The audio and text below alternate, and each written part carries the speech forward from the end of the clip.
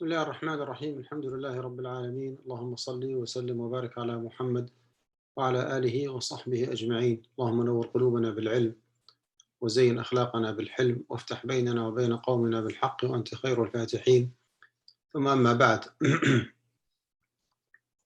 We'll continue inshallah tonight with Surah Al-Baqarah, of course, ayah number 236 and 237.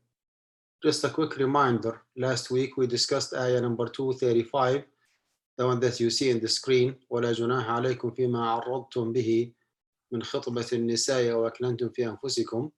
The ayah actually was covering the ruling or the status of approaching women indirectly, those widows whom they have lost their husbands, whether or not it is allowed. It is allowed, then should it be in a direct or an indirect manner? We already discussed that. Now the passage of the ayat actually moves on and talks about several cases, or in particular, two different cases where women are divorced. Women are divorced.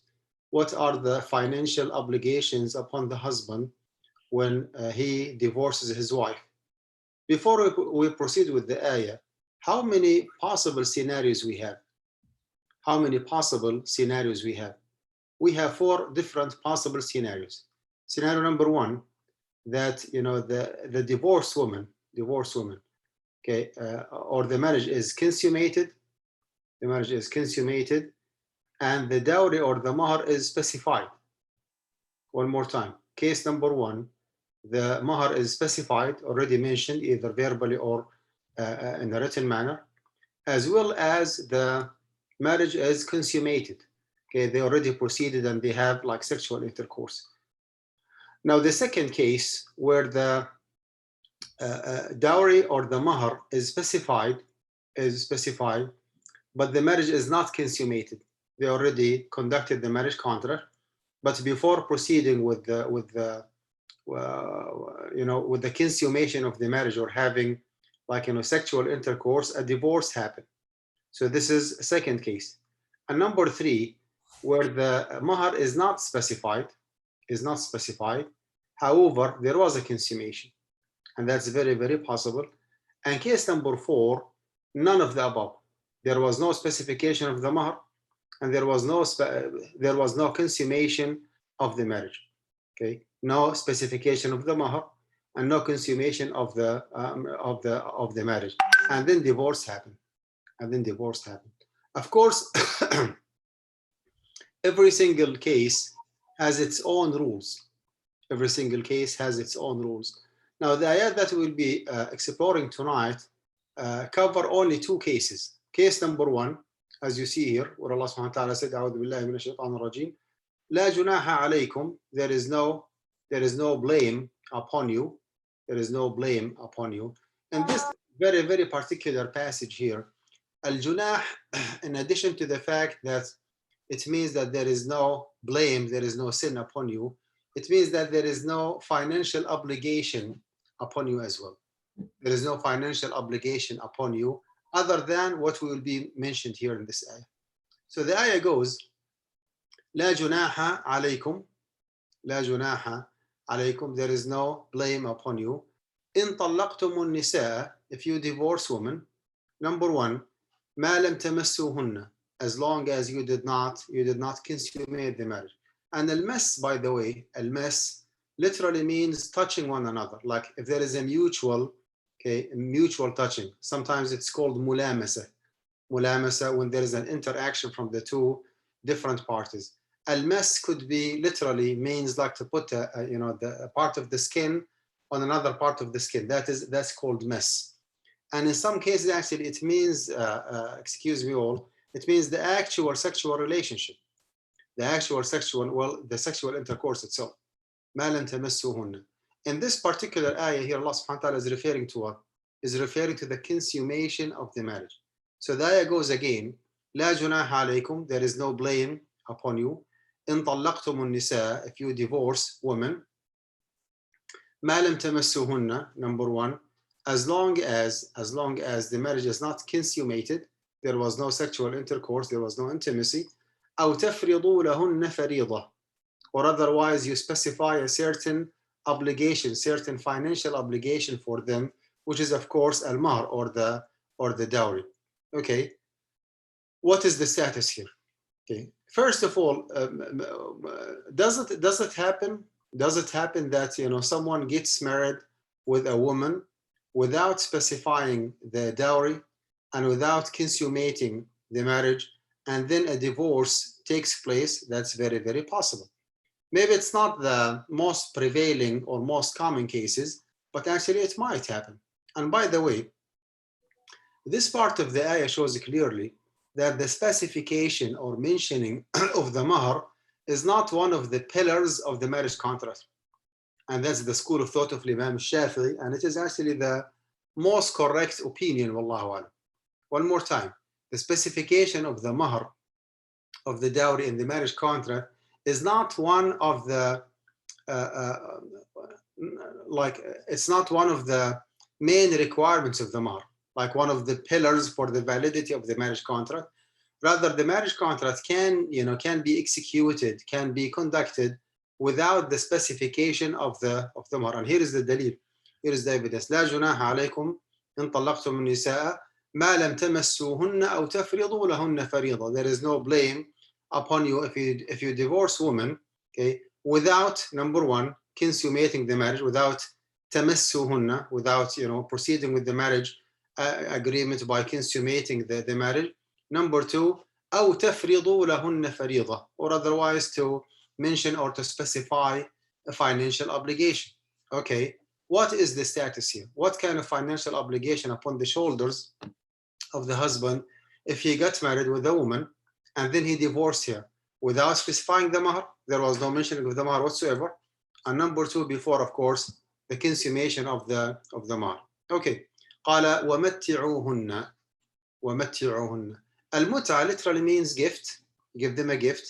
In this very, very particular passage here, it means a certain financial obligation that has to be paid by the husband to his divorced wife because of the termination of the marriage contract by divorce, before the consummation of the marriage, and before mentioning or specifying a certain mahr for her.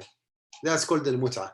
Okay, somewhere else in the same surah, Allah subhanahu wa ta'ala said, وَلِلْمُطَلَّقَاتِ مَتَاعٌ بِالْمَعْرُوفِ حَقًّا عَلَى الْمُتَّقِينَ. وَلِلْمُطَلَّقَاتِ مَتَاعٌ بِالْمَعْرُوفِ حَقًّا عَلى الْمُتَّقِينَ. Al-mut'a is a financial obligation.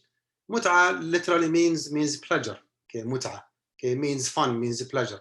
But again, this very particular passage here in the ayah, it means a certain financial obligation that is mandatory upon the husband to give to his wife if he, number one, divorce his wife, number two, before the consummation of the marriage, number three, before specifying the mahr. وَمَتِّعُوهُنَّ. And subhanallah, because of the ultimate justice of Allah subhanahu wa ta'ala, after saying that, he said, عَلَى الْمُوسِعِ قَدَرُهُ, the wealthy according to his capacity. The wealthy according to his capacity. وَعَلَى الْمُقْتِرِ قَدَرُهُ, and the poor according to his capacity. It makes no sense if you ask, al-musa, the wealthy, the rich individual, to give his divorced wife, let's say, $50,000, and you ask someone who barely survived to ask him to give his wife $50,000. That makes no sense whatsoever. Okay, so Allah subhanahu wa ta'ala is the just, is the fair, and that's why he said, على الموسع قدره وعلى المقتر قدره, the wealthy according to his capacity, meaning financial capacity, وعلى المقتر قدره, and the poor according to his capacity. Question: who decides that mut'a, that financial gift or monetary gift that has to be given to the to the wife by the husband because of the divorce taking place before the consummation of the marriage and before the specification of the mahr? Okay, if there is a mutual agreement, like a mutual consent between the two, and they just finalize this issue friendly, as they say, then there is no need for the judge or for the Muslim authority to interfere here. If there is any kind of disagreement between the two parties, then the judge actually is the one who needs to intervene and to specify a certain amount. Of course, the judge is a very, very knowledgeable individual. Before he decides how much is the mut'ah, he will be doing some investigation, some interrogation even maybe, to find out, I mean, what kind of financial capacity that particular husband has. And based on his financial capacity, he can decide what is the most fair and the most just amount for him to pay to his wife because of divorcing her. This is from one side. From the other side, why Allah subhanahu wa ta'ala is mandating al-mut'ah? It's a kind of it's a kind of courtesy. It's a kind of gift, kind of accommodation, kind of courtesy. You cannot imagine how hurting it is for a woman to get married, and even before the marriage is consummated, before the mahar is specified, for whatever reason might be, the husband did not show interest in continuing that relationship, and based on that, actually he divorced. Based on that, he divorced his wife. Allah subhanahu wa ta'ala is mandating that mut'ah as a kind of compensation, as a kind of courtesy, kind of accommodation because of the damage that has been caused by the husband.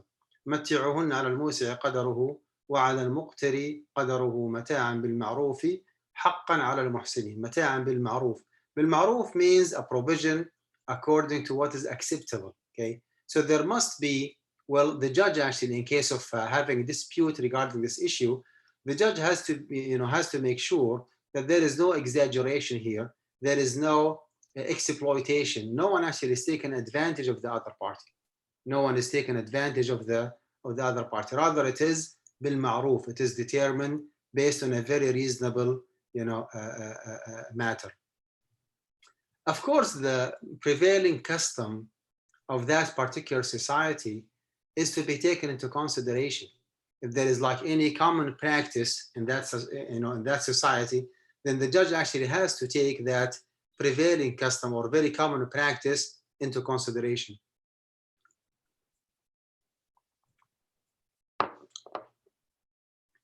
حقا على المحسنين, duty upon the doers duty upon the good doers, duty or a mandatory act upon the good doers. Now, is there any unanimity, okay, or consensus regarding this particular issue? Yes.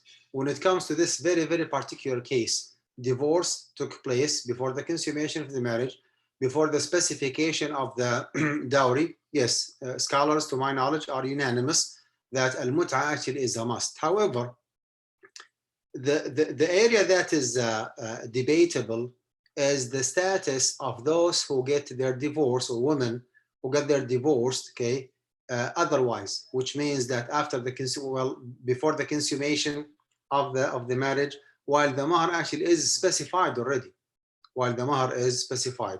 But let's go with the mainstream. Let's go with madhab al-jumhur. Al-jumhur, or the mainstream, or the vast majority of scholars, which is the most correct opinion, wallahu alam, is that this financial obligation, or al-mut'ah, is mandatory only and only in this case. Only and only in this case. Do you know why? If you make a very quick comparison between this ayah that you see here, لا جناح عليكم إن طلقتم النساء ما لم تمسوهن وتفرضوا لهن فريضة ومتعوهن على الموسع قدره وعلى المقتر قدره متاعا بالمعروف حقا على المحسنين. If there is no specification of the dowry and the marriage contract actually is not consummated, then al-mut'ah actually is a must. Okay, let's make a comparison with the very following ayah.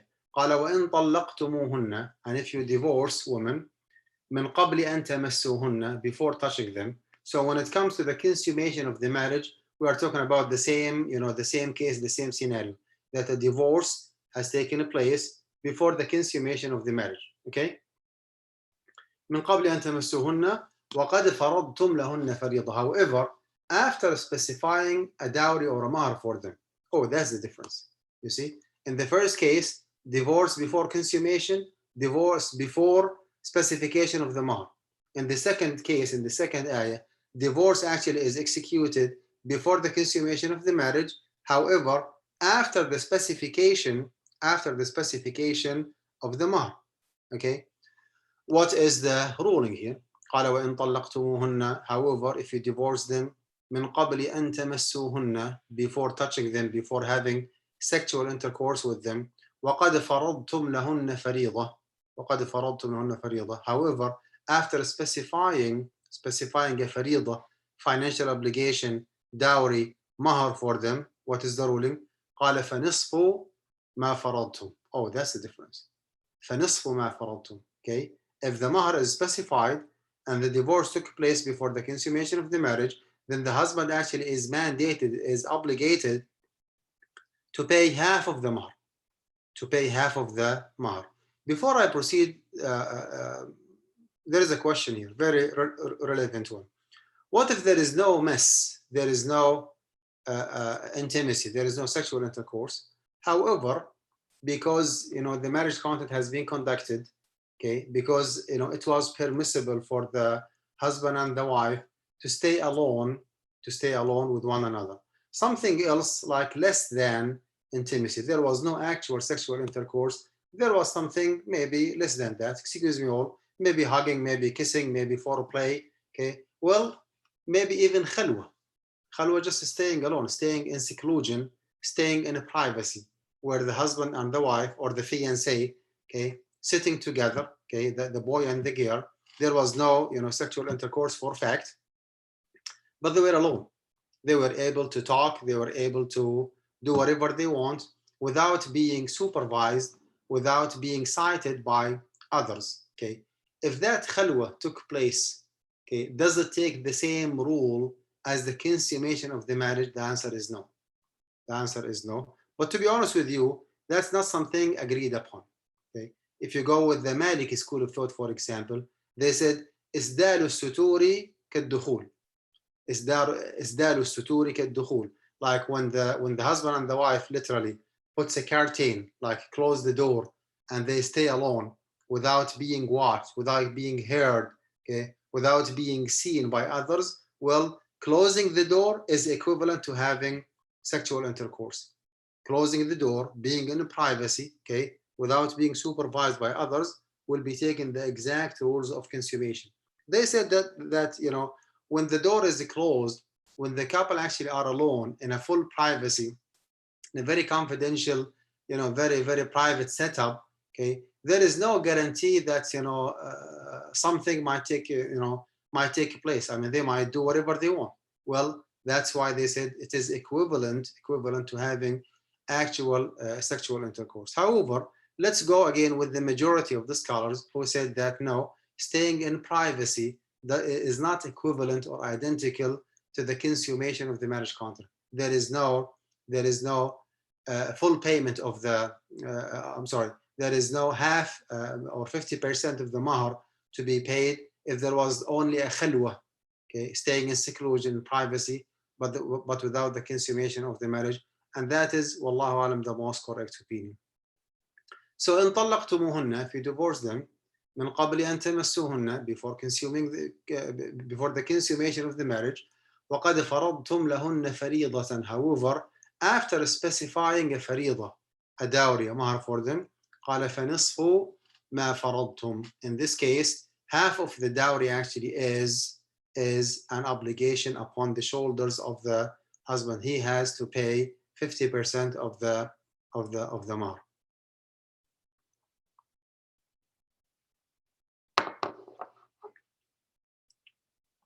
Question. Sometimes, like during the engagement, okay, even after the the execution, okay, or the performance of the marriage contract, and before the consummation of the marriage, we call it in Arabic فترة الخطوبة or الخطبة, right? The fiancé, okay, comes back and forth, and he brings a lot of gifts with him. Sometimes food, sometimes snacks, sometimes cake, sometimes maybe dress, whatever the gift might be. And all of a sudden, for some reason, a divorce took place. A divorce took place. What is the status of those consumable gifts that he brought? Will they be counted toward the mahar, or they are different? No, they are different. Okay, whatever is staying, whatever is sustainable, like he brought some gold, some jewelry, for example. Well, jewelry actually should be counted toward the mahar if the mahar is not paid in full. But he brought maybe lunch, he brought some snack, brought dinner, brought sweet, brought anything else that is consumable, maybe some clothes, maybe a shirt, maybe whatever the kind of clothes might be. That should not be counted. That should not be counted toward the mahar. Okay, only and only whatever is counted as mahar is the jewelry, or whatever is equivalent to the jewelry. What if they agreed upon a certain amount of money? Okay, if that amount is a significant amount, let's say that they agreed on $10,000 cash, and once he brought 500, and the next time he brought 1,000, and then he brought another 2,000. Well, all these amounts of money should be counted toward the mahar. Okay, back to the ayah. قال فنصف ما فرضتم. فنصف ما فرضتم. Well, the husband actually has to pay 50% of the dowry if he is the one who showed interest in terminating the marriage contract. There is a question here. What if she was the one? What if she was the one who asked for that divorce? She made herself clear that I do not want you anymore. Please divorce me. Well, that's a different case. That's a different story.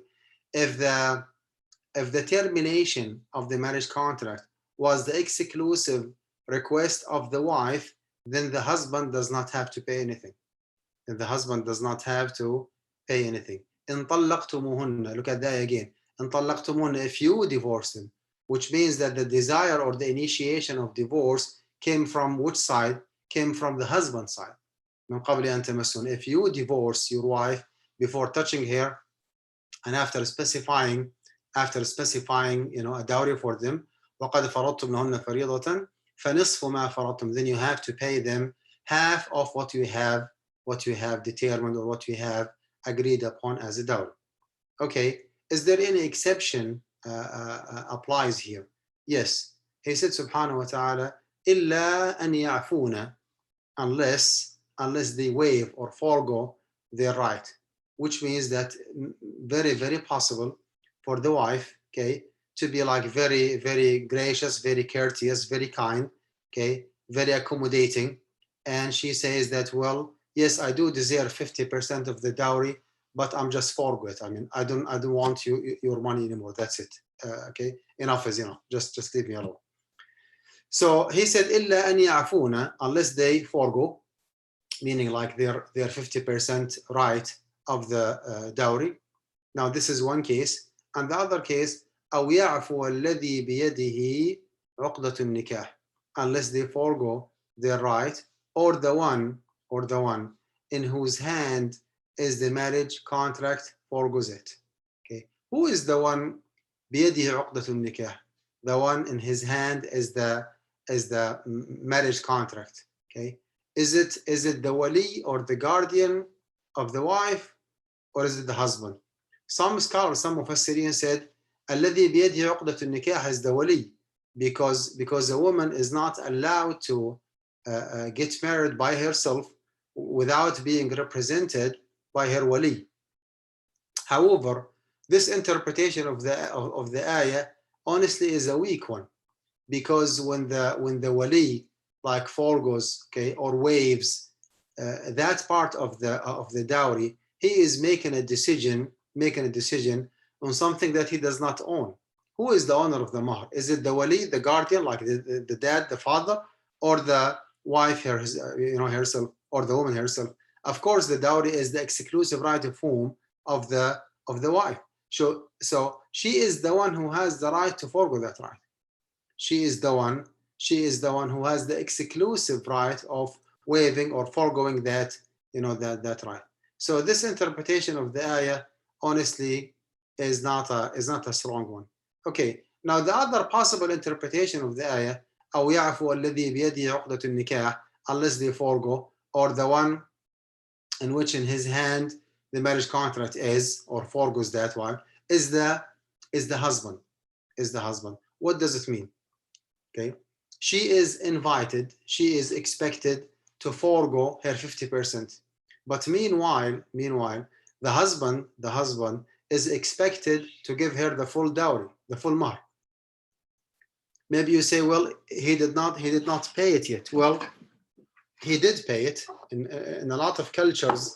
Okay, nowadays the husband actually is expected, or is requested actually, to pay off the mahr even before the consummation of the marriage, before they proceed with the wedding ceremony, with the reception, with the consummation of the marriage. He has to pay the dowry in full. So let's go with this assumption that you already paid 100%, that you already paid 100% of the dowry, and then before the consummation of the marriage, a divorce took place for whatever reason might be. Then the meaning of the ayah, أو يعفو الذي بيده عقدة النكاح, he is expected to say, you know what, I already paid you the whole mahr, just keep it, okay, keep it, I don't need it.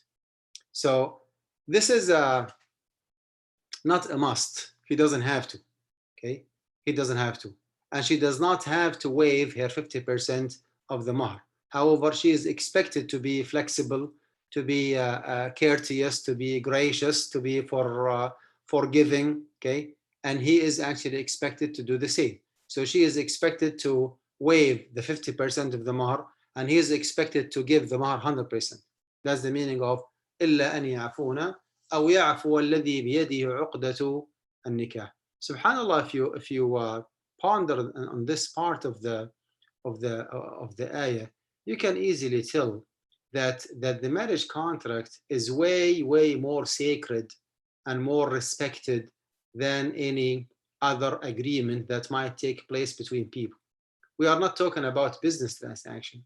When there is a business transaction, buying and selling and trading, okay, people actually tend to bargain. I mean, you want to get, if you are the buyer, you want to get the lowest price. And if you are the seller, you want to get the highest price. So because of the conflict of interest between the two, bargain actually take place. You keep just, bargaining and negotiating back and forth until you reach to an agreement. Well, this is when it comes to business transaction. When you buy, when you sell, when you trade, that's expected. But when it comes to marriage contract, it's completely, subhanallah, it's completely the other way around. Okay? It is not the right time for bargaining. No, it is the right time, for being gracious, for being accommodating, for being flexible, for being kind with the other party. Okay? إلا أن يعفون أو يعفو الذي بيده عقدة النكاح. Then he said, وأن تعفوا أقرب للتقوى. And if you forego your right, of course, he's talking to the husband and to the wife. He is telling the wife, if you forego your 50% of the dowry, that is even closer to righteousness. And he is telling the husband that if you just give up the whole mahr that you already paid, and not to get back to her and ask her for 50% to be paid back to you, that's even closer to righteousness. قال وأن تعفوا أقرب للتقوى. And to forego, it is nearer to righteousness. So again, it's not business transaction, it is a marriage agreement. There is no place for bargaining, for negotiating, for getting a best deal, getting a discount. Well, it's not the case here. We're talking about something that's completely different in nature than any kind of business transaction. قال وأن تعفوا أقرب للتقوى.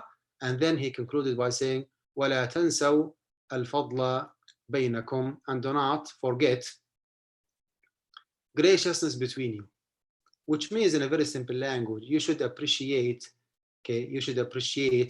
those moments, those days, maybe weeks, maybe months, Allahu Alam, that you spend together, loving one another, sharing your dreams and your plan in life. Okay, those beautiful moments that you spend together, you should take them into consideration, because of being like in love and in harmony for a certain period of time. لا تنسوا الفضل بينكم. Do not forget that beautiful history, okay, that time that you spent together. Because of that harmony, because of that love, Okay, because of that, maybe like, intimate, not intimate means physical, but intimate, like nice relationship, a harmonious relationship. لا تنسوا الفضل بينكم. Okay, do not conclude, okay, in this marriage contract by by being tough and being stingy and so miser and so demanding that you want everything and you do not want to forgive anything. This is not what you are expected to do, whether you are the husband or you are the wife. ولا تنسوا الفضل بينكم إن الله بما تعملون بصير, as Allah subhanahu wa ta'ala is the all-seeing of all what you do. Before I let you go, we discussed in those two different ayats, two different cases, right? We said case number one, a woman divorced before the consummation of the marriage and before the specification, before the specification of the mahr. In this case, actually, al-mut'ah is what is must here. What what has to be paid. Now, case number two, a divorce took place before the consummation of the marriage, but after the specification of the marriage contract. In this case, 50% of the mahr has to be paid. Okay, and again, do not forget, this is only if the desire of terminating the marriage contract came from the husband's side. But if she was the one who initiated that, then there is no 50% required, for the husband to pay. Well, she has to waive everything because she is the one who wants to terminate the marriage contract. Okay, how about the third case, where the divorce happened after the consummation of the marriage? Okay, the marriage is already consummated, and after the specification of the dowry. In this case, the mahr has to be paid in full. Mahr has to be paid in full, right? Case number four, which is the last one, divorce actually took place. Divorce took place after the consummation of the marriage, but before the specification of the mahr. There was no mahr mentioned whatsoever, or there is something called mahrul mithl. Mahrul mithl actually is what other ladies, what other women in that particular age, in that particular financial status, in that particular society, okay, in that particular culture, is getting paid as a mahr for a dowry. That's called mahrul mithl. What is the identical? Okay, what is or the judge actually has to look for an identical or a very similar case. Okay, a 25 years old girl, okay, with a bachelor degree, like she has a college degree, with a job, for example, from a middle class, family, right? If other girls in this very particular status accept $10,000 as a mahr, okay, then the judge actually has to mandate the husband paying her $10,000. Although it was not specified, but that's called what? That's called mahrul mithl. That's called mahru al-mithl, which is the identical amount that other girls or other women in her very particular situation accept as a mahr. So those are the four different cases where Allah subhanahu wa ta'ala is deciding their financial rights as far as mahr is concerned. Okay, whether the divorce took place before the consummation of the marriage and before the specification of the dowry, or otherwise after the consummation, after the specification, or otherwise before the consummation but before the specification of the mahr, or otherwise after the consummation and before the specification of the mahr. Those are the four different cases, where two of them actually have been mentioned here in those ayat, and the other two have been mentioned in different surah. One of them actually is in Surah Al-Ahzab. Allah subhanahu wa ta'ala said, وَأَن طَلَّقْتُمُوهُنَّ مِنْ قَبْلِ أَن تَمَسُّوهُنَّ وَقَدْ فَرَضْتُمْ لَهُنَّ فَرِيضَةً. No, I forgot the ayah. But actually it is in Surah Al-Ahzab.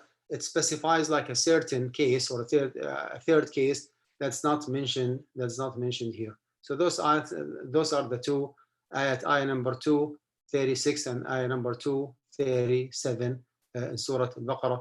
اللهم علمنا ما ينفعنا وانفعنا بما علمتنا وزدنا علما. صلى الله على خير خلقه محمد وعلى آله وصحبه أجمعين. السلام عليكم ورحمة الله وبركاته.